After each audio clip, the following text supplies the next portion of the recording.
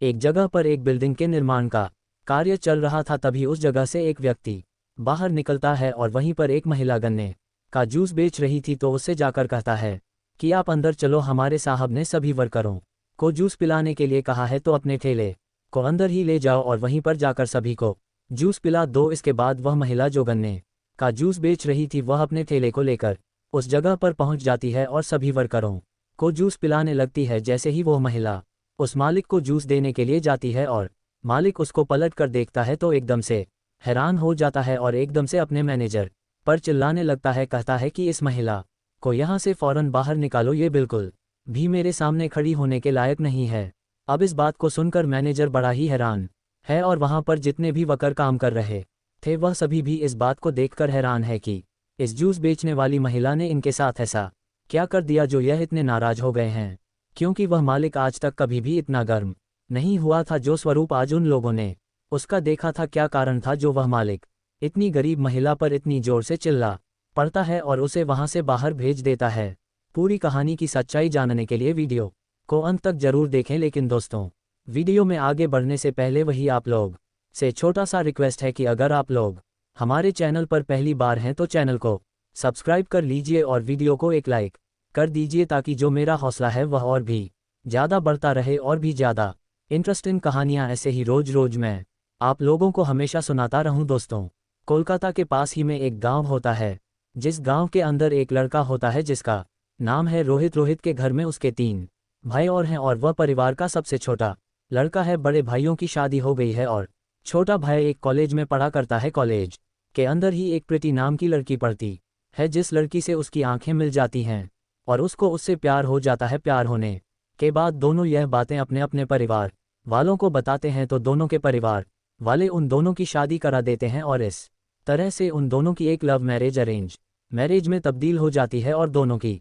शादी हो जाती है। रोहित के परिवार में ज़्यादा नौकरियों की भरोसे कोई नहीं रहा करता था। वह लोग अपना बिजनेस करने पर विश्वास रखा करते थे, क्योंकि जो उसके और भाई थे उन्होंने भी अपने अपने बिजनेस खड़े कर रखे थे और अच्छी तरह से अपने जीवन को व्यतीत किया करते थे। इसके बाद जो रोहित के पिता होते हैं वह उससे कहने लगते हैं कि बेटा, अब तेरी शादी हो गई है तो तुझे भी अपना बिजनेस कर लेना चाहिए। इस बात को सुनकर रोहित भी इस बात के लिए एग्री होता है, तो उसके पिता उससे कह देते हैं कि तू ऐसा कर, कुछ कुछ पैसे मेरे पास से ले जा और कोलकाता के अंदर जाकर अपनी दुकान खोल ले और उसको मेहनत करके चलाना, और कुछ दिनों में वह अच्छे से चल जाएगी। इसके बाद जो रोहित होता है वह वहां से अपने पिता की आज्ञा मानकर कुछ पैसे लेता है और अपनी पत्नी के साथ जाकर कोलकाता एडजस्ट हो जाता है। वहां पर उसने किराए की दुकान ली थी और किराए का ही घर लेकर अपनी पत्नी को रखने लगा था। उस दुकान में उसने अच्छा खासा माल भर दिया था और उसके बाद दिन रोज वहां पर जाकर मेहनत करने लगता है, ताकि उसका धंधा अच्छे से चलने लगे और वह समाज के अंदर अपना अस्तित्व कायम कर सके। दिन रात में वह दुकान पर मेहनत किया करता है, सुबह शाम अपने घर आया करता है और इसी तरह से समय बीत रहा था। रोहित का सपना था कि वह बहुत सारा पैसा कमाए और बहुत ही अमीर आदमी बने, ताकि उसकी पत्नी को किसी भी चीज़ की कोई भी समस्या नहीं हो। स्टार्टिंग में सब कुछ ठीक रहता है, कोई भी दिक्कत नहीं थी, लेकिन धीरे धीरे जो उसकी पत्नी प्रीति होती है उसको अपने पति से ढेर सारी शिकायतें होने लगती हैं। अब जब पति देखता है कि उसकी पत्नी को ढेर सारी शिकायतें होने लगी हैं, तो वह अपनी पत्नी को समझाता है। कहता है कि ये बताओ, मैं जो बाहर जाया करता हूँ वहाँ पर जाकर कमाया करता हूँ, वह किसके लिए कमाता हूँ? तुम्हारे लिए ही ना। अगर अच्छी तरह से मैं पैसा कमाऊँ तो हमारा फ्यूचर बहुत ही अच्छा रहेगा और कोई भी कैसी भी दिक्कत नहीं आएगी। लेकिन जो उसकी पत्नी प्रीति होती है उसकी हालत में कोई भी सुधार नहीं आता है और वह छोटी छोटी बातों को लेकर अपने पति से लड़ाई करने लगती है। इसके बाद उसका पति रोहित बहुत ही ज़्यादा परेशान होता है और वह सोचने लगता है कि आखिर ऐसा क्या हो रहा है जो मेरी पत्नी इतनी चिड़चिड़ी रहने लगती है। स्टार्टिंग में कुछ दिनों तक तो वह सोचता है कि हो सकता है यहाँ पर अकेली रहती है, इस वजह से ऐसा कर रही हो, लेकिन धीरे धीरे उसकी बातें कुछ और ज़्यादा बढ़ने लगी थी और इसी वजह से जो रोहित होता है अपनी पत्नी के बारे में जानना चाहता है। इसीलिए वह एक दिन ऑफिस ना जाकर अपने घर के बाहर एक ऐसी जगह पर खड़ा हो जाता है जहां से वह अपने घर पर निगाह रख सकता है, क्योंकि अभी तक उसे शक था कि अड़ोस पड़ोस की कोई महिला इसके पास आती होगी और वह इसे खोटी चुगली सिखाती होगी। इस बात को देखने के लिए रोहित वहां पर रुक गया था, लेकिन जैसे ही रोहित वहां से निकला था उसके थोड़ी ही देर बाद जिस मकान को वह किराए पर लेकर रह रहा था उस मकान मालिक का जवान बेटा उसके उस कमरे में घुस जाता है जिस कमरे में रोहित अपनी पत्नी के साथ रहा करता था। रोहित जैसे ही यह सब कुछ देखता है तो एकदम से हैरान हो जाता है और सोचने लगता है कि यह मेरी पत्नी क्या कर रही है। उसने मुझसे लव मैरिज की है और अब उसके बाद इसके साथ कुछ गलत कर रही है। इसके बाद रोहित से रहा नहीं जाता और वह जैसे तैसे हिम्मत करके अपने घर के अंदर चला जाता है। घर के अंदर जाने के बाद वह देखता है कि उसकी पत्नी और मकान मालिक का बेटा सोफे पर बैठकर आपस में बातें कर रहे हैं और उसकी पत्नी ने उसके लिए चाय नाश्ता बना रखा है।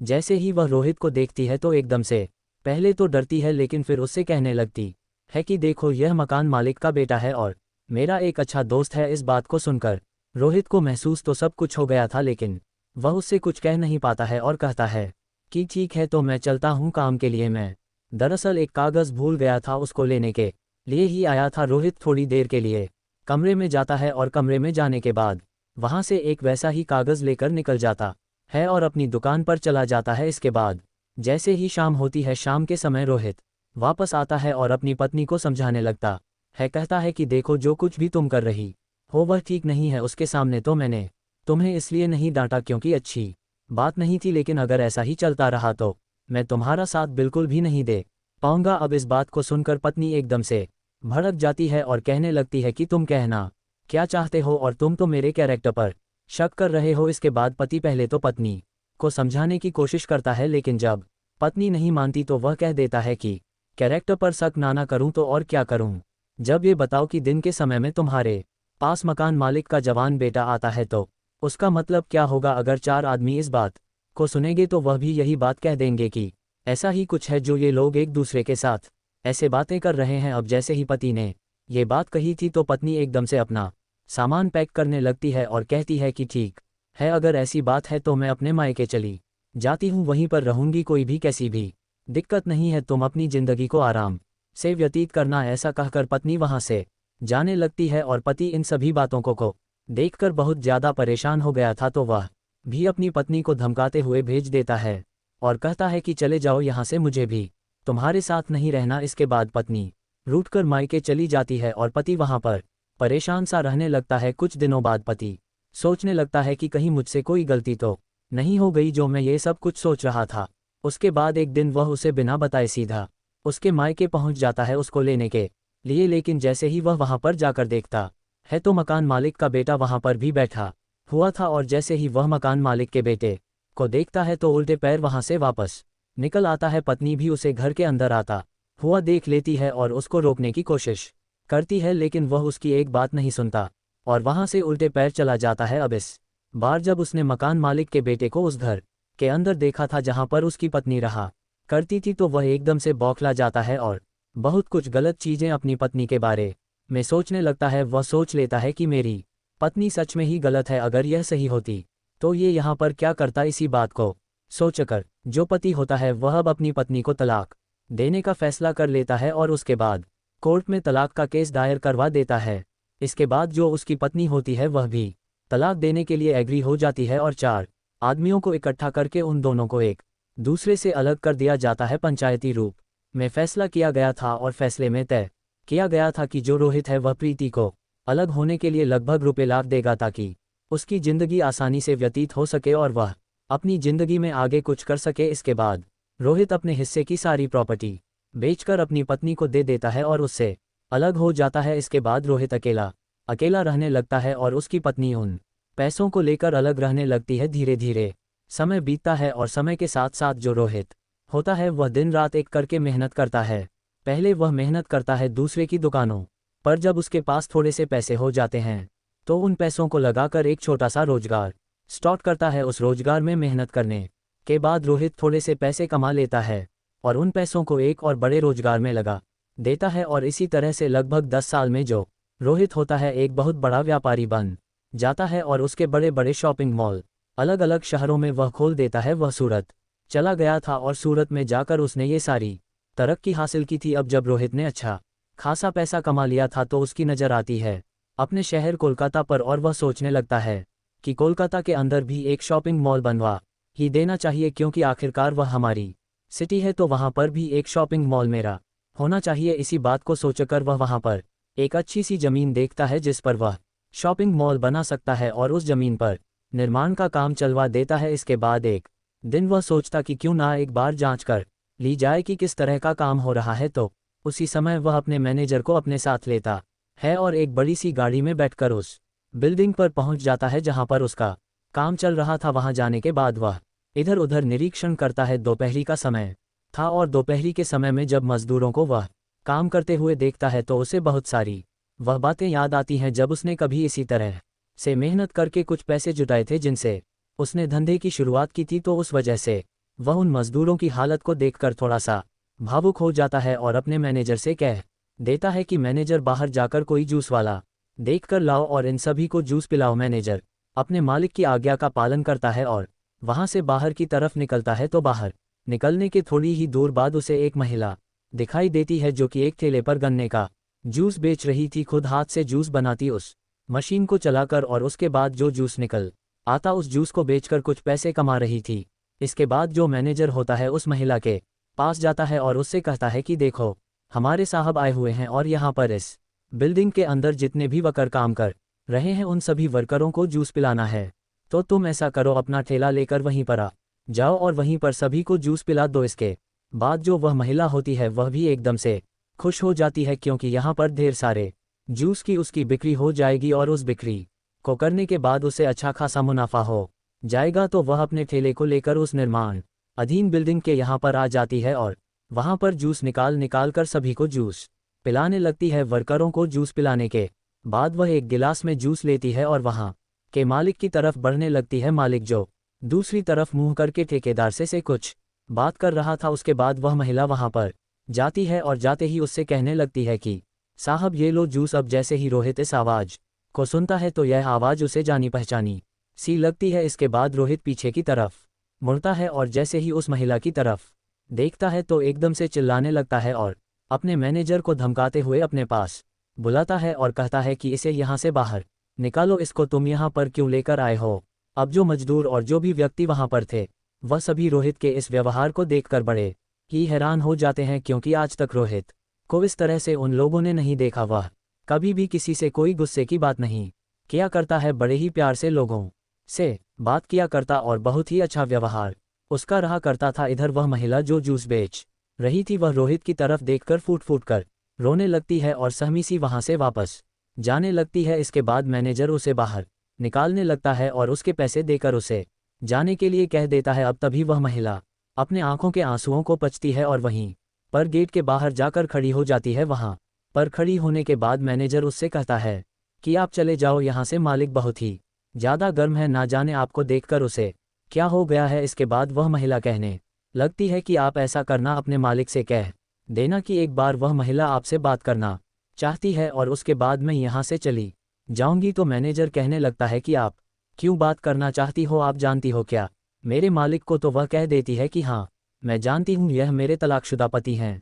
काफ़ी दिनों पहले मेरा उनका तलाक हो गया था और इसी वजह से यह आज मुझ पर इतनी बुरी तरह से चिल्लाए हैं। अब ये बात सुनकर मैनेजर भी समझ जाता है कि किस वजह से उनका मालिक इतनी तेज चिल्लाया है। तो उसके बाद वह कहता है कि ठीक है, आप यहीं पर वेट करो, मैं अभी मालिक से पूछकर आता हूँ। उसके बाद वह रोहित के पास जाता है और रोहित से कहने लगता है कि साहब, वह जूस वाली महिला आपसे बात करना चाहती है और कह रही है कि एक बार बस मालिक से बात करवा दो और उसके बाद मैं यहाँ से चली जाऊंगी, वरना मैं यहाँ से हिलने वाली भी नहीं हूँ। अब इस बात को सुनकर रोहित थोड़ी देर तक सोच विचार करने लगता है क्योंकि उसके दिमाग में सवाल चल रहे थे कि अगर उसकी पत्नी उस मकान मालिक के बेटे के साथ वैध प्रेम प्रसंगों में थी तो आज उसकी ये हालत ऐसी कैसे हो गई, और जो पैसे मैंने उसे दिए थे वह पैसे उसके कहाँ खर्च हो गए।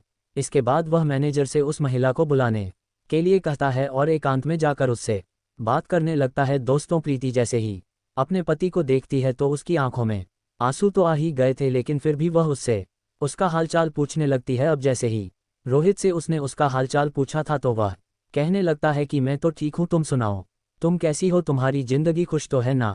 तो प्रीति कहने लगती है कि मेरी हालत बहुत ही ज़्यादा खराब है और ऐसी हालत में मैं तुम्हारे बच्चे को नहीं पाल सकती। अब इस बात को सुनकर रोहित थोड़ा सा हैरान हो जाता है क्योंकि अभी तक उसे नहीं पता था कि उसका कोई बच्चा भी है और उस बच्चे की पालन पोषण उसकी पत्नी कर रही है। तो वह उससे पूछने लगता है कि क्यों मजाक कर रही हो, मेरा अगर कोई बच्चा होता तो तुम मुझे पहले ही बता चुकी होती तो वह कहने लगती है कि तुम्हें किस मुंह से बताती, क्योंकि तुमसे मैं तलाक ले चुकी थी और जब तुम्हारा मेरा तलाक हो गया था उसके बाद ही मुझे पता चला था कि मैं प्रेग्नेंट हूँ और तुम्हारे बच्चे की माँ बनने वाली हूँ। इसके बाद मैंने उचित नहीं समझा तुमको बताना, क्योंकि अगर उसके बाद मैं तुम्हें बताती तो लोग तरह तरह की बातें करते कि पैसों के लिए इसको बता रही है और इस वजह से इससे की है।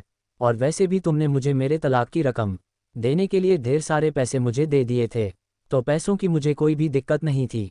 रोहित कहने लगता है कि मैं कैसे विश्वास करूं कि वह मेरा ही बच्चा है। तो जो प्रीति होती है वह कहने लगती है कि चाहे इसके लिए तुम डीएनए रिपोर्ट करा लो, मुझे कोई भी आपत्ति नहीं है, वह तुम्हारा ही बच्चा है। अब इस बात को सुनकर रोहित के दिमाग में और भी सवाल चलने लगते हैं, तो वह प्रीति से पूछने लगता है कि चलो ठीक है, बच्चे का तो देखा जाएगा, लेकिन तुम ये बताओ कि तुमने उतने सारे पैसे कहाँ पर खर्च कर दिए जो सारे पैसे मैंने तुम्हें तलाक के एवज में दिए थे। तो इसके बाद प्रीति उसे बताने लगती है कि उन सारे पैसों को उसी मकान मालिक के लड़के ने खर्च करवा दिया जिसको तुम मेरे घर पर बैठा हुआ पाकर वहां से भाग आए थे और तुमने मुझे तलाक दे दिया था। तो रोहित उसे पूछने लगता है कि वह कैसे, तो वह उसे बताती है कि उसका यही प्लान था। स्टार्टिंग में आकर वह मुझसे चिकनी चुपड़ी बातें करता है और कहता है कि भाभी जी आप बहुत ज़्यादा खूबसूरत हो और उसी वजह से मैं आपसे लड़ाई करने लगती हूँ, लेकिन जैसा तुम हमारे बारे में सोचते थे वैसा बिल्कुल भी नहीं था और तुमने मुझ पर बिल्कुल भी विश्वास नहीं किया, इसी वजह से मैंने भी तुम्हें तलाक दे दिया। और तलाक होने के बाद उस लड़के ने मेरे पैसे एक बिजनेस में लगवा दिए और वह बिजनेस पूरी तरह से डूब गया। और जब मेरे सारे पैसे बर्बाद हो जाते हैं तो मुझे पता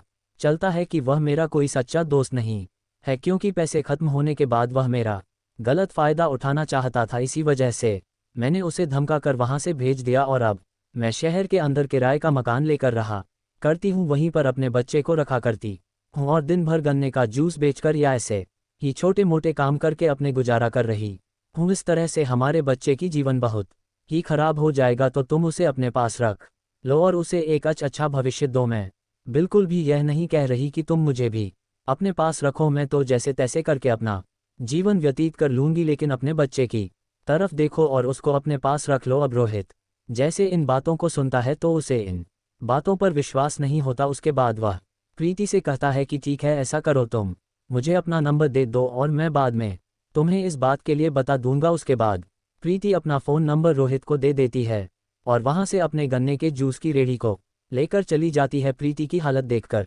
उसे बिल्कुल भी नहीं लग रहा था कि प्रीति किसी भी तरह से झूठ बोलेगी, लेकिन जो कुछ उसने अपनी आंखों से देखा था वह बातें उसकी आंखों के सामने बार बार आ रही थी। तो इसके बाद जो रोहित होता है अपनी पत्नी की बातों का सत्यापन करने लगता है, वहां पर जाता है जहां पर वह मकान मालिक का बेटा रहा करता था और उसके साथियों से कुछ पैसे देकर किसी को पाद देकर इन बातों के बारे में पता लगाता है। तो पता लगाने के बाद उसे पता चल जाता है कि जो कुछ भी उसकी पत्नी कह रही थी वह बिल्कुल ठीक थी और पिछले 10 साल से उसने अपनी पत्नी की तरफ देखा भी नहीं था और ना ही उसके बारे में कोई भी जानकारी निकालने की कोशिश की थी। तो इसी वजह से उसे इस बात के बारे में कुछ भी नहीं पता था। अब जैसे ही उसे पूरा कन्फर्म हो जाता है कि प्रीति जो कुछ भी कह रही थी वह सही है, तो वह प्रीति के पास फ़ोन मिला देता है और प्रीति से माफ़ी मांगने लगता है। कहता है कि प्रीति मुझे माफ़ कर दो, मुझसे बहुत बड़ी गलती हो गई और मैं दोबारा से तुमको अपनाना चाहता हूँ। इसके बाद प्रीति जो हालातों से हार चुकी थी वह अपने पति से कहने लगती है कि मैं तो यहीं पर अपना समय व्यतीत कर लूंगी, तुम केवल बच्चे को ले जाओ और कोई भी कैसी भी दिक्कत नहीं है। तो रोहित उससे उसका एड्रेस लेता है और एड्रेस लेने के बाद अपनी गाड़ी को लेकर वहां पर पहुंच जाता है। शाम हो गई थी और शाम के समय उसका बच्चा आराम कर रहा था और उसकी पत्नी घर के अंदर बैठकर बहुत कुछ सोच रही थी। इसके बाद वह दरवाज़ा खटखटा आता है तो उसकी पत्नी उठकर आती है और दरवाज़ा खोलती है। दरवाज़ा खोलने के बाद वह उस कमरे के अंदर घुसता है और कमरे की हालत देखकर बड़ा ही परेशान हो जाता है, क्योंकि वह कमरा ज़्यादा बड़ा नहीं था जिस कमरे के अंदर उसका बच्चा सोया हुआ था और उसकी पत्नी रहा करती थी। उसके बाद वह वहां जाकर प्रीति से माफ़ी मांगने लगता है और कहने लगता है कि प्रीति जो कुछ भी हुआ उसे मेरी गलती समझकर माफ़ कर दो और अब मेरे साथ रहने लगो। आगे से मैं तुम्हें ऐसी किसी भी शिकायत का मौका नहीं दूंगा और अब मेरे पास ढेर सारा रुपया पैसा है, कोई भी कैसी भी दिक्कत नहीं है, हम लोग हंसी खुशी अपना जीवन व्यतीत करेंगे। इसके बाद कुछ देर तक तो प्रीति मना करती है, लेकिन बाद में वह भी मान जाती है क्योंकि उसके पास कोई ऑप्शन नहीं था। इसके बाद रोहित प्रीति और अपने बच्चे को अपने साथ ले जाता है और जैसे ही बच्चा अपने पिता को देखता है तो एकदम से बहुत ही ज़्यादा खुश होता है। इसके बाद प्रीति और रोहित एक बहुत ही अच्छी जिंदगी जीते हैं और जब लोगों को इनकी कहानी के बारे में पता चलता है तो वह लोग भी इस बात पर बड़ी ही हैरानी करते हैं। रोहित अपने आप को बार बार कोसता है उन 10 सालों के लिए जिन 10 सालों वह एक दूसरे से अलग रहे और उसने अपनी पत्नी की बातों पर विश्वास नहीं किया। तो दोस्तों, ये थी आज की कहानी। आप क्या कहना चाहते हो इस कहानी के बारे में? आपकी जो भी राय हो कमेंट सेक्शन में लिख सकते हो, लोगों के साथ शेयर कर सकते हो। वीडियो अगर अच्छी लगी तो वीडियो को लाइक और चैनल को सब्सक्राइब जरूर करें।